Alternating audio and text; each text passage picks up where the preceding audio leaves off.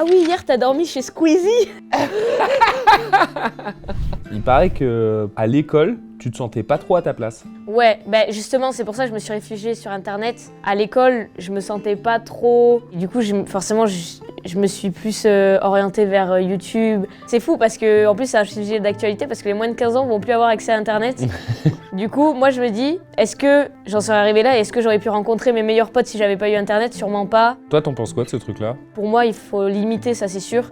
Interdire complètement, encore une fois, pour des gens comme moi, par exemple, ça m'a plus aidé qu'autre chose. Tandis que si j'étais restée avec les fréquentations au lycée, collège et tout, j'aurais sûrement plus été amenée à faire des trucs beaucoup pires que si j'étais sur les réseaux. Donc c'est à débattre. Toi, comment tu vis les commentaires négatifs sur lesquels peut-être tu tombes? Ouais. En fait, moi j'avais vraiment mal vécu la première vague de haine quand j'avais 14 ans. Limite j'avais mis en privé ma chaîne YouTube et tout. Et déjà à partir de ce moment-là, tu vois, il y a un déclic. Et en vrai, à l'heure actuelle, les méchants commentaires...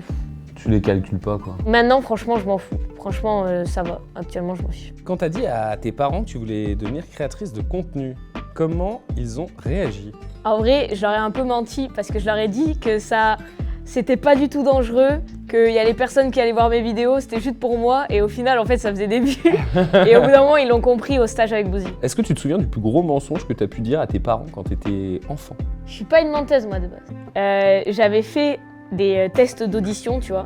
Et à l'époque, c'était trop stylé quand t'étais petit d'avoir un truc différent des autres. Et du coup, j'avais fait des tests d'audition et j'avais dit que j'entendais pas certains bruits alors que je les entendais. Le truc s'est retourné contre moi parce que maintenant j'ai vraiment des problèmes auditifs. Je pense que c'est ça en soi mon plus gros mensonge parce que j'ai quand même menti sur un truc médical, faut pas faire quoi. Ta grand-mère, elle pense quoi de ton métier? Attends, mais je l'ai appelée il y a 10 minutes. Ouais. Hier, j'ai dormi chez Pidi. La créatrice de contenu. Et ouais, voilà, la créatrice.